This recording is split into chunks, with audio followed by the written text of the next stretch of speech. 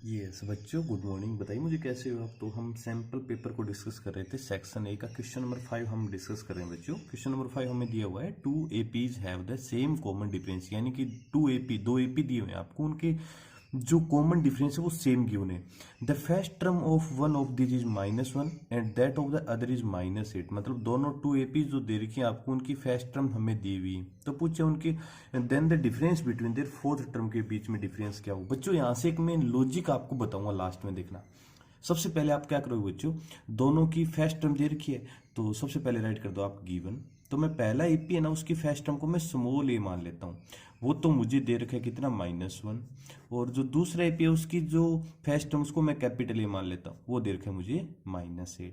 और common difference इसका भी डी है और कॉमन डिफरेंस इसका भी क्या होगा, डी दिया होगा आपको। ठीक है, आपसे बोला उनकी फोर्थ टर्म, तो मुझे बताओ इस एपी की फोर्थ टर्म क्या बनेगी बच्चों। इसकी बन जाएगी a+4 - 1 यानी कि 3d बन जाएगी, बन गई।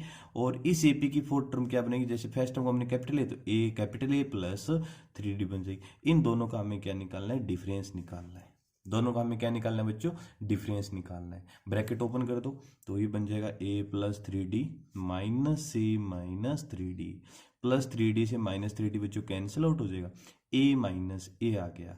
और आपको पता है a की वैल्यू है -1 माइनस, और d की वैल्यू आपको कितनी दे रखी है बच्चों, -8 दिया हुआ है। ब्रैकेट खोल दो, -1 + 8 यानी कि 7। तो बताओ बच्चों, उन दोनों एपीज की फोर्थ टर्म के बीच का जो डिफरेंस है वो कितना आ गया आपका, 7 आ गया। अब आपको लॉजिक बताओ इस क्वेश्चन का क्या है। जब भी आपको कॉमन डिफरेंस सेम बोल देना और फर्स्ट टर्म दे दे, तो किसी भी टर्म का डिफरेंस पूछ ले आपसे, हमेशा वही होगा जो इन दोनों की फर्स्ट टर्म का डिफरेंस है। अगर आपको बोला फोर्थ टर्म का डिफरेंस कितना है बच्चों, 7 ना, अगर वो फिफ्थ टर्म का बोलता ना तो भी 7 ही आता, सिक्स्थ टर्म का बोलता तो भी 7 आता। बस डायरेक्ट लॉजिक ये है, उन दोनों की जो फर्स्ट टर्म का जो डिफरेंस होगा ना, वही प्रत्येक टर्म का क्या होगा, डिफरेंस। ऐसा क्यों हुआ, क्योंकि डी क्या दे रखा है, को सेम दिया हुआ है। क्लियर बच्चों, तो बताओ कौन सा ऑप्शन करेक्ट होगा, option number C is the right answer. इसके बाद क्वेश्चन नंबर जो 6 है बच्चों, आपका कोऑर्डिनेट ज्योमेट्री चैप्टर नंबर 7 से आ रहा है, 1 मार्क्स का क्वेश्चन है। अच्छा क्वेश्चन है, देखो। Find the ratio in which the line segment joining 2 -3 and 5 6 is divided by x axis. मतलब ये 2 लाइन सेगमेंट पॉइंट्स दे रखे, इनको ज्वाइन करोगे तो एक लाइन सेगमेंट बन गया। तो मैं क्या करता हूं, इसको पॉइंट ए राइट कर देता हूं और इसको पॉइंट बी राइट कर देता हूं। पॉइंट ए के कोऑर्डिनेट आपको पता है 2, -3 दे रखे हैं, और पॉइंट जो बी है इसके कोऑर्डिनेट आपको 5, 6 दिए हुए, और बोले एक्स एक्सिस से किस रेशियो में डिवाइड होगा। तो मान के चलता हूं बच्चों, सबसे पहले क्या, let the line segment divided by x axis at the ratio m/n। हमने सबसे पहले माना कि जो x एक्सिस है इसको m/n में डिवाइड करेगा, ठीक है। और लेट द पॉइंट P लाइज ऑन x axis which is the intersecting point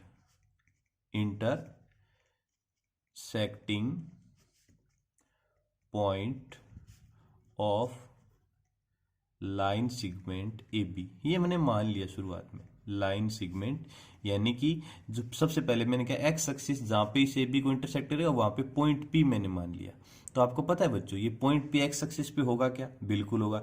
x axis पे कोई भी पॉइंट होता है उसके कोऑर्डिनेट क्या होते हैं, तो एक्स कोऑर्डिनेट को मैंने एक्स मान लिया, और डेफिनेटली आपको पता है वाई कोऑर्डिनेट क्या होता है, 0 होता है। और हमने माना कि इसको m/n में क्या कर रहा है, डिवाइड। आप इसको m1 m2 भी मान सकते हो, कोई इश्यू नहीं, आपका बिल्कुल करेक्ट होगा।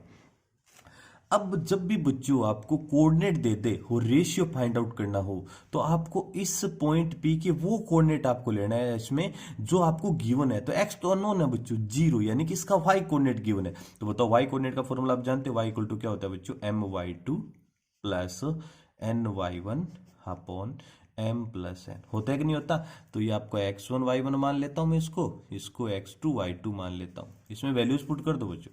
तो बताओ y कोऑर्डिनेट हमारा 0 है, m इंटू वाई टू मेरा 6 है, n इंटू y1 हमारा -3 है, अपॉन में कितना आएगा नीचे m प्लस n। अब आपको पता है m प्लस n का इधर जीरो के साथ क्रॉस मल्टीप्लाई करोगे ना तो फाइनली ये तो बन जाएगा क्या, 0 इक्वल टू ये बन जाएगा 6m और ये माइनस का 3n आ जाएगा। अब आपको क्या करना है, m और n को एक तरह अलग अलग शिफ्ट करनी इनको, तो ये m को इधर लेफ्ट साइड में लेके आओ, तो प्लस का 6m इधर आके -6m और इधर माइनस का 3n, दोनों साइड माइनस से माइनस कैंसिल। हमें निकालना है m रेशियो n, जानते हैं m ratio n, m upon n, तो m तो ये रहा, ये n इधर आएगा इसके डिवाइड में आ जाएगा, अपॉन आ गया, इक्वल टू आगे क्या है 3 और ये 6 इधर भेजोगे तो इसके डिवाइड में 3 1 जा 3 3 2 जा 6। बताओ बच्चों m रेशियो n हमारा कितना आ जाएगा, तो सो m रेशियो n जो रेशियो है हमारा 1:2 में क्या करेगा, इसको ये डिवाइड करेगा। ऑप्शन नंबर, तो इसमें ऑप्शन तो शायद गिवन नहीं है या होगा शायद, चलो मैंने राइट नहीं किया, तो 1:2 इज द राइट आंसर। ये आपका क्वेश्चन नंबर 6 भी मैंने कंप्लीट करवा दिया। इंपॉर्टेंट क्वेश्चन है बच्चों ये क्वेश्चन नंबर 6 वाला, ठीक है। इसका कंसेप्ट क्लियर कर लेना। अगर y एक्सिस से डिवाइड पूछता आपसे तो मैं इसको 0, y मानता, फिर इसका हमें पता है इन दोनों का x कोऑर्डिनेट में भी पता है 0 होगा, तो फिर x वाला फॉर्मूला अप्लाई करता, और यहाँ पे y कोऑर्डिनेट 0 क्योंकि x एक्सिस से इंटरसेक्ट हो रहा है तो इसका y कोऑर्डिनेट 0, तो मैं y अप्लाई, जो पॉइंट इन दोनों में आपको गिवन होता है ना बस वो वाला अप्लाई कर देना, और लास्ट में m अपॉन n की जो वैल्यू आएगी वही हमारा रेशियो आ जाएगा। क्लियर बच्चों, कोई डाउट?